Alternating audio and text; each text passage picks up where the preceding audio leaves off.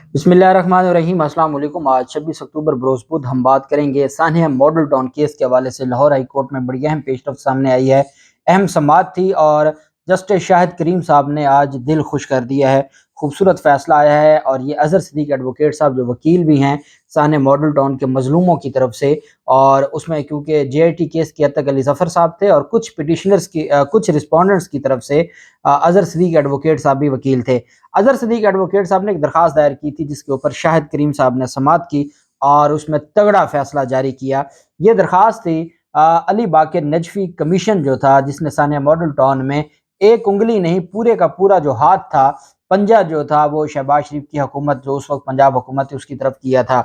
اب رپورٹ تو پبلک ہو گئی۔ آپ جانتے ہیں کہ انہوں نے رپورٹ کو دبا کے رکھا، 3 سال لگے لاہور ہائی کورٹ میں اس رپورٹ کے حوالے سے۔ پہلے ایک درخواست دائر کی گئی رپورٹ پبلک کرنے کے حوالے سے، رپورٹ پبلک نہ ہوئی، پھر ڈویژن بینچ میں معاملہ گیا اور پھر جا کے رپورٹ پبلک ہوئی، اور جسٹس مظہر علی اکبر نقوی صاحب نے یہ تگڑا فیصلہ دیا تھا جو اب سپریم کورٹ کے جج ہیں۔ اب وہ رپورٹ پبلک ہو گئی، لیکن رپورٹ کے ساتھ کچھ دستاویزات تھیں، جو بیانات تھے، جو پولیس کے جو کلیکشن آف ایویڈنس کی گئی تھی۔ ایک جج لاہور ہائی کورٹ کے ایک جج نے اس وقت یہ کلیکشن آف ایویڈنس کی تھی جب تازہ یہ سانحہ ہوا تھا، اور اس کے بعد وہ سارے ڈاکومنٹس انہوں نے اس رپورٹ کا حصہ بنائے تھے۔ اب جو رپورٹ پبلک ہوئی وہ تو صرف جو فائنڈنگز تھیں علی باقر نجفی صاحب کی وہ پبلک کی گئی تھیں، لیکن جو 7 دستاویزات تھیں وہ پبلک نہیں کی گئی تھیں۔ سانحہ ماڈل ٹاؤن میں چونکہ پولیس نے ایف آئی آر درج کی، اور اس ایف آئی آر کے بعد جب دیکھا کہ پولیس ایف آئی آر میں کچھ نہیں مل رہا، تو پھر پاکستان عوامی تحریک نے استغاثہ فائل کیا۔ استغاثہ کا یہ اصول ہے کہ اس میں پھر جو دستاویزات یا ایویڈنس ہے وہ پھر مستغیث خود لگاتا ہے۔ اب علی باقر نجفی کمیشن کی جو رپورٹ تھی وہ استغاثہ کا حصہ نہیں بنائی گئی تھی، اور جو اس میں چونکہ عدالت کو یہ درخواست دی جا سکتی ہے کہ جی آپ اس کو بطور کورٹ ایویڈنس کے یا کورٹ وٹنس کے طور پر ان ڈاکومنٹس کو بلائیں، اور یہ درخواست پاکستان عوامی تحریک نے دے دی تھی۔ لیکن پاکستان عوامی تحریک یہ چاہتی تھی کہ جو مکمل ریکارڈ ہے علی باقر نجفی کمیشن کا، اس ریکارڈ کو اٹیسٹڈ کاپی ہمیں دی جائے۔ لاہور ہائی کورٹ میں وہ ریکارڈ موجود ہے رجسٹرار صاحب کی کسٹڈی میں، تاکہ ہم اس کو پھر پارٹ آف دی استغاثہ فائل بنائیں۔ اب وہ ریکارڈ ایسا تھا کہ اس میں ساری ایویڈنس آ چکی تھی، تمام ملزمان کے بیانات قلم بند ہوئے تھے، اور تمام جو آفیشیل ڈاکومنٹس تھے جو پاکستان عوامی تحریک کو انڈیویجول کے طور پر نہیں مل سکتے تھے، لیکن علی باقر نجفی صاحب نے بطور جو کمیشن کے وہ سارا کچھ کلیکٹ کر کے پورا ریکارڈ مرتب کر دیا تھا۔ اب یہ اتنی بڑی اہم درخواست تھی کہ جس کی جتنی اہمیت پر بات کی جائے وہ کم تھی۔ اب یہ درخواست دائر کی گئی تھی کہ وہ سارا ریکارڈ ہمیں دیا جائے، اٹیسٹڈ کاپی دی جائے، تاکہ ہم اپنے استغاثہ میں بطور ثبوت وہ پیش کر سکیں۔ اگر وہ ثبوت کے طور پر پیش ہو جائے تو پھر آپ سوچ بھی نہیں سکتے کہ جو ماڈل ٹاؤن کا کیس ہے وہ کتنا مضبوط کیس ہوگا۔ اس میں آپ کو صرف چند فائنڈنگز پڑھ کے سناؤں گا جو عدالت میں بھی اظہر صدیق ایڈوکیٹ صاحب نے پڑھی ہیں، کہ علی باقر نجفی رپورٹ میں کہا کیا گیا تھا اور کون سی ایسے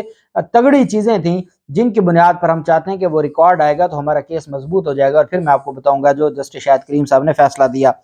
علی باقر نجفی صاحب نے رپورٹ میں لکھا کہ ٹرائبونل کے کام کی شرائط درج ذیل ہیں، ان حقائق اور حالات کا پتہ لگانا اور انکوائری کرنا کہ جو کہ ماڈل ٹاؤن میں منہاج القرآن جو مرکز اور سیکریٹریٹ ہے اس کے واقعہ کی وجہ بنا۔ ٹرائبونل اس امر سے بخوبی آگاہ تھا کہ پولیس افسران اور اہلکاروں کی طرف سے دانستہ خفیہ رکھا جا رہا تھا اس واقعہ کو، یا خاموشی اختیار کی جا رہی ہے، جس پر یہ نتیجہ اخذ کیا جا سکتا ہے کہ پولیس کو یہ احکامات ملے، خواہ کھلے عام یا خفیہ طور پر، اسے بہر طور اپنا ہدف حاصل کرنا ہے، اس کے لیے خواہ پاکستان کے غیر مسلح شہریوں کی جان ہی کیوں نہ لینی پڑے۔ یہ علی باقر نجفی صاحب نے اپنی رپورٹ میں فائنڈنگز لکھی کہ میں کس نتیجے پر پہنچا۔ اس لیے چنانچہ ٹرائبونل یہ کہنے میں حق بن جانب ہے کہ پولیس کی جانب سے اس قانون شکنی کا مقصد صرف حقائق کو دفن کرنا ہے، جس سے اس کی غنڈہ گردی کی بخوبی نشاندہی کی جاتی ہے۔ ٹرائبونل یہ کہنے میں ہچکچاہٹ محسوس نہیں کرتا کہ حکومت کا یہ عمل بھی بدنیتی کا مظہر ہے کہ اس نے پنجاب ٹرائبونل آرڈیننس 1959 کے تحت اس ٹرائبونل کو یہ اختیار نہیں دیا کہ وہ اپنے سامنے آنے والے کسی معاملے کی تحقیق خود کر سکے، جسے یہ ٹرائبونل حقائق جاننے کی کوشش میں ایک رکاوٹ سمجھتا ہے۔ تمام تر حقائق اور حالات سے یہ حقیقت واضح ہو جاتی ہے کہ حکومت کی حقیقی نتائج تک پہنچنے کی کوئی بھی نیت نہیں ہے۔ یہ وہ کمیشن اپنی رپورٹ میں لکھ رہا ہے جو شہباز شریف نے کمیشن بنایا تھا، اور جو علی باقر نجفی صاحب جس کو ہیڈ کر رہے تھے۔ کہتے ہیں جی کہ 17 جون 2014 اور صبح 10:30 بجے سے 12 بجے تک کا وقت نہایت اہم ہے، کیونکہ اس وقت آئی جی پنجاب نے پنجاب پولیس کی کمان نہیں سنبھالی تھی، اور اس دوران ہائی کورٹ کے چیف جسٹس نے حلف لینا تھا۔ اگر اس ٹرائبونل کو تفتیش کرنے کا بھی اختیار دیا جاتا تو وہ مزید چھپے ہوئے حقائق کو منظر عام پر لا سکتا تھا، کیونکہ انکوائری ٹرائبونل بنانا حکومت کا اختیار تھا، اور حکومت نے اس میں وضع کر دیا کہ یہ جو انکوائری کمیشن ہے یہ یہاں تک انکوائری کر سکتا ہے، اس سے آگے نہیں کر سکتا۔ علی باقر نجفی صاحب کہتے ہیں میرے ہاتھ بندھے ہوئے تھے، اس کے باوجود جو چیزیں میرے سامنے آئیں میں نے وہ ریکارڈ کلیکٹ کیا اور ریکارڈ جمع کیا۔ کہتے ہیں کہ تمام تر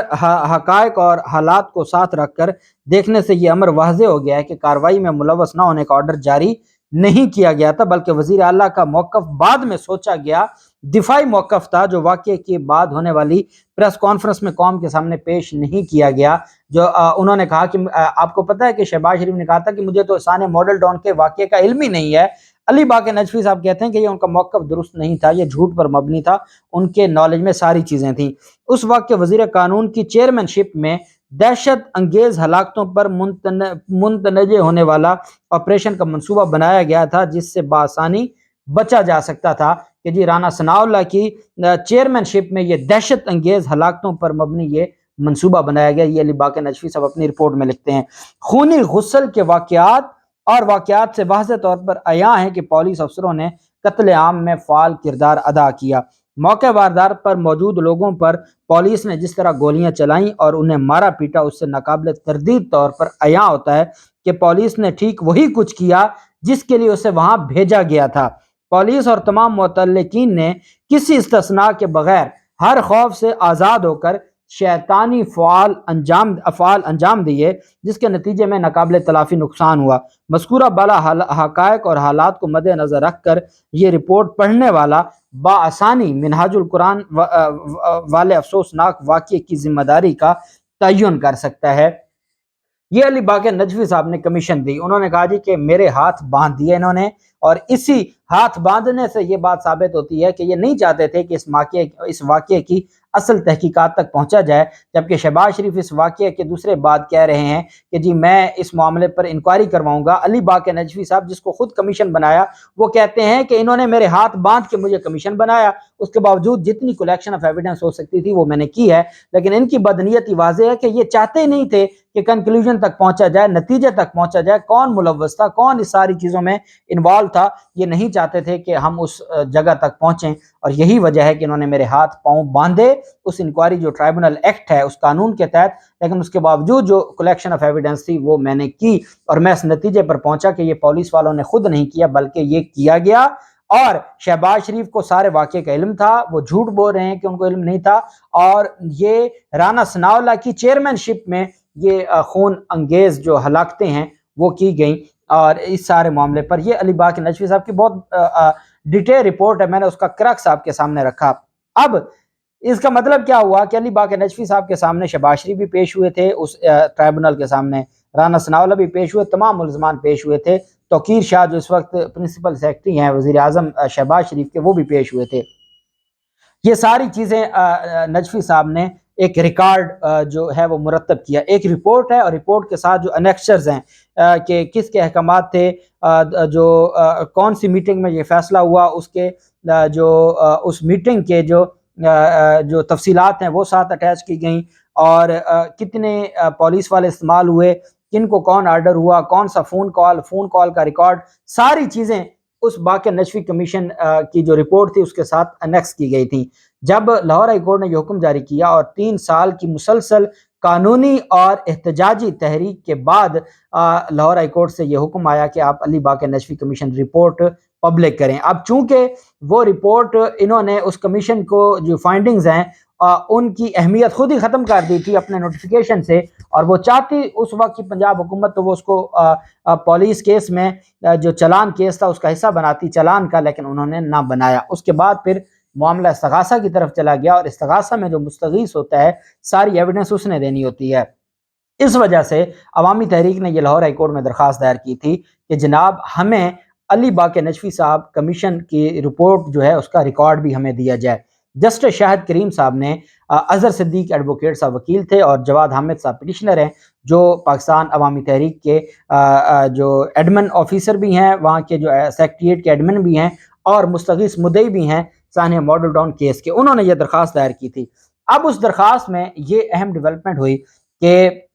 جسٹس شاہد کریم صاحب کو اظہر صدیق ایڈوکیٹ صاحب نے بتایا کہ جناب ہم وہ ریکارڈ اس وجہ سے چاہتے ہیں۔ پہلے اس ریکارڈ کی اہمیت بتائی جسٹس شاہد کریم صاحب کو کہ کیوں ہم ریکارڈ، جو میں نے ابھی آپ کو پڑھ کے سنایا، کہ ہم ریکارڈ کیوں لینا چاہتے ہیں، کہ وہ اتنا اہم ریکارڈ ہے اور وہ ایک فیصلے کے، ایک سانحہ اور ایک انسیڈنٹ اور ایک اکرنس کے حوالے سے ایک وقوع کی بابت انکوائری ہوئی، اس میں یہ ساری چیزیں سامنے آئیں۔ اب ہم استغاثہ میں گئے ہیں، ہم استغاثہ میں قوم کو، عدالت کو، صداد دہشت گردی عدالت کو وہ ریکارڈ پیش کرنا چاہتے ہیں، کیونکہ ذمہ داری ہماری ہے بطور مستغیث کہ ہم پیش کریں۔ اس کے لیے ہم نے مصدقہ کاپیز مانگی ہیں، رجسٹرار لاہور ہائی کورٹ وہ دبا کے بیٹھا ہے، وہ دینے کو تیار ہی نہیں ہے، اور رجسٹرار لاہور ہائی کورٹ وہ ہمیں ریکارڈ کی مصدقہ کاپی دے گا تو ہم بطور ثبوت اس کو پیش کریں گے۔ اس کو پیش کرنے کے بعد کم از کم رانا ثناءاللہ اور شہباز شریف کی حد تک تو ان کے گلے تو پھندا ڈلے گئے ہی نا۔ ایک لاہور ہائی کورٹ کے جج کی فائنڈنگ ہے اور تحقیق اور انکوائری ہے، اور واقعہ کے فوراً بعد وہ ہونے والی یہ انکوائری ہے۔ اس پر جسٹس شاہد کریم صاحب نے کہا کہ آپ کی بات بالکل درست ہے، یہ ریکارڈ بہت ضروری ہے استغاثہ کیس کے لیے، اور رجسٹرار کے پاس کوئی ایسی کا اختیار نہیں ہے کہ وہ یہ ریکارڈ دبا کے بیٹھا ہے۔ عدالت نے رجسٹرار لاہور ہائی کورٹ کو ذاتی حیثیت میں طلب کر لیا ہے، جسٹس شاہد کریم صاحب نے رجسٹرار لاہور ہائی کورٹ کو ذاتی حیثیت میں طلب کر لیا ہے، اور ان سے رپورٹ بھی طلب کر لیا کہ کیوں نہیں آپ یہ ریکارڈ دے رہے، ایسی کون سی اس میں کوئی چیز ہے جس کو آپ دبا کے بیٹھے ہیں اور وہ آپ ریکارڈ نہیں دے رہے۔ اور عدالت نے اس کیس پر رجسٹرار لاہور ہائی کورٹ کو ذاتی حیثیت میں طلب کرتے ہوئے رپورٹ طلب کر لیا، اور یہ بہت بڑی ڈیولپمنٹ ہے۔ اور میں آپ کو ایک بات بتا دوں، جس دن یہ ریکارڈ، اور اب کیونکہ رجسٹرار کو بلا لیا ہے جسٹس شاہد کریم صاحب نے، تو رجسٹرار کے پاس اور کوئی آپشن نہیں ہے سوائے یہ کہ وہ سارا ریکارڈ لے کے آئے گا۔ تو اس وجہ سے یہ ریکارڈ جب مل جائے گا تو اس کے بعد کیس ہی سیدھا ہو جائے گا، اس کے بعد جے ٹی کی بھی حیثیت نہیں رہے گی، کیونکہ وہی سارا ریکارڈ پہلے موجود ہے، اور یہ استغاثہ میں اس درخواست دے دی جائے گی کہ ہم اس کو بطور ایویڈنس کے جو ہے وہ جمع کروانا چاہتے ہیں، کیونکہ استغاثہ کیس رکا ہوا ہے۔ تو یہ بہت بڑی ڈیولپمنٹ ہوئی ہے۔ لاہور ہائی کورٹ کے جسٹس شاہد کریم صاحب سے بڑی امید ہے کہ وہ انشاءاللہ اس میں جو مظلوم ہیں ان کو انصاف دلوائیں گے۔ اللہ پاک پاکستان کا حامی و ناصر ہو۔ بہت شکریہ۔ اللہ حافظ۔ پاکستان زندہ باد۔